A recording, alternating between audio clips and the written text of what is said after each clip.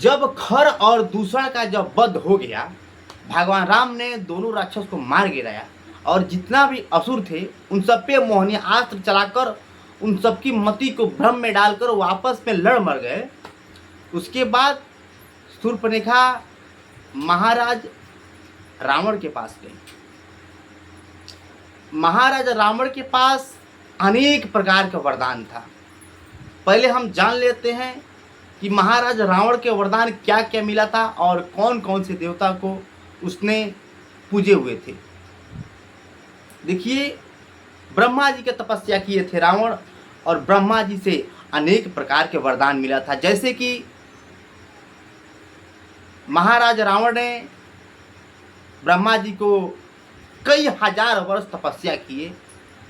तपस्या करते करते कुछ समय बीत गई, कुछ का मतलब बहुत समय बीत गई और कई हजार वर्ष रावण तपस्या कैले ब्रह्मा जी के। अपन यहाँ तक कि मस्तक जौन बा अपना खड़ग से मस्तक के काट काट के ब्रह्मा जी के चरण में चढ़ा देले। 9वां मस्तक काट के चढ़ा देले। 10वां मस्तक जेव कटले ब्रह्मा जी प्रकट हो गए नहीं कहनी, वत्स हम तुम्हारे इस तपस्या से प्रसन्न हैं और हमें वर मांगो, आखिर क्या चाहते हो।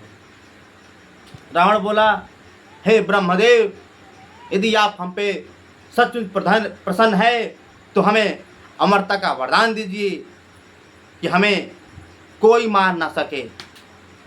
ब्रह्मा जी बोले, जो भी इस धरती पे जन्म लिया है, जन्म लेते समय उसका मृत्यु निर्धारण उसी समय कर दिया जाता है।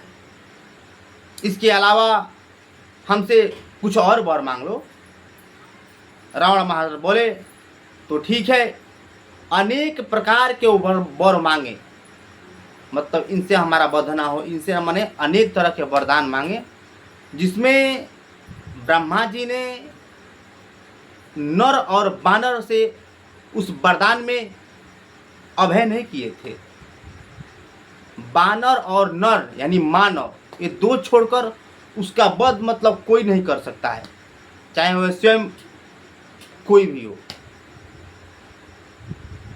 रावण समझा कि हम तो अब अमर हो गए, जब बड़े बड़े देव दानव मानव यक्ष कुबेर हमारा वध नहीं कर सकते हैं तो ये बंदर हमारा और ये मानव क्या कर सकते हैं। ब्रह्मा जी से वरदान स्वीकार करके और उसके बाद भगवान शिव की तपस्या की। भगवान शिव के पास गए और शंकर जी का जो कैलाश पर्वत था अपने हाथ से उठा लिए। भगवान शिव ने क्या किया, अपने अंगूठा से दाब दिया, उसका हाथ दब गया। तो रावण ने वहीं पे शिव जी का स्तुति लिखा था, ये भी बता देते हैं। लेकिन हम शिव स्तुति एक कड़ी सुनाएंगे, ज़्यादा सुनाएंगे तो वीडियो लंबा होगा और आप लोग भी बोर हो जाएंगे। जो शिव स्तुति था, जटाटवी गलज ज्वलज प्रवाह पावितस्थले गले वलंबिलंबिता भुजंग टुंग मालिका डमड डमड डमड डमड निनाट बड बड़वयम चकार चंद तांडवम तनः तनः शिव शिव। इस शिव स्तुति और भगवान शिव प्रसन्न हुए। प्रसन्न होकर रावण को एक चंद्रहास खड़क दिए थे।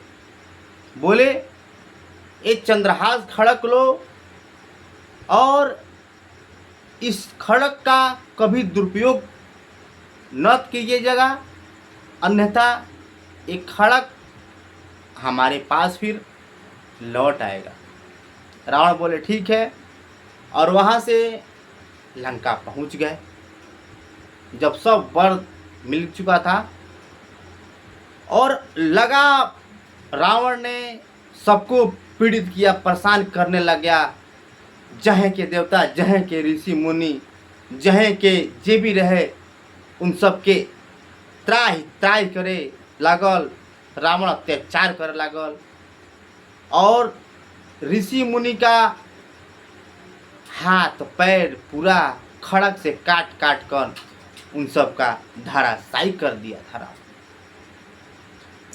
और रावण ने बहुत सारा वरदान मिला रावण को, और वो महापंडित था। उसके जैसा विद्वान, रावण जैसा पंडित ना इस धरती पर कोई था, ना है, और ना ही कभी कोई होगा। क्योंकि स्पष्ट लिखा जाता है महान पंडित रावण। जहाँ महा लग जाता है कि महा के बाद कोई शब्द नहीं होता है, वैसे रावण जैसा विद्वान पंडित कोई नहीं होगा। जानकारी आप सबको कैसे लगा आप लोग कमेंट में ज़रूर बताइएगा, और आप उस वीडियो को लाइक करके हाइप कर दीजिए।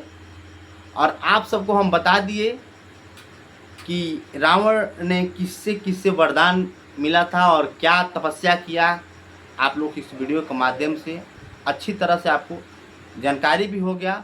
अब चलिए हम अगला एपिसोड में आप सबको बताते हैं, जब शूर्पणखा रावण के पास गई है और रावण और शूर्पणखा में क्या संवाद होता है, आगे की कथा हम अगला एपिसोड में बता रहल बानी।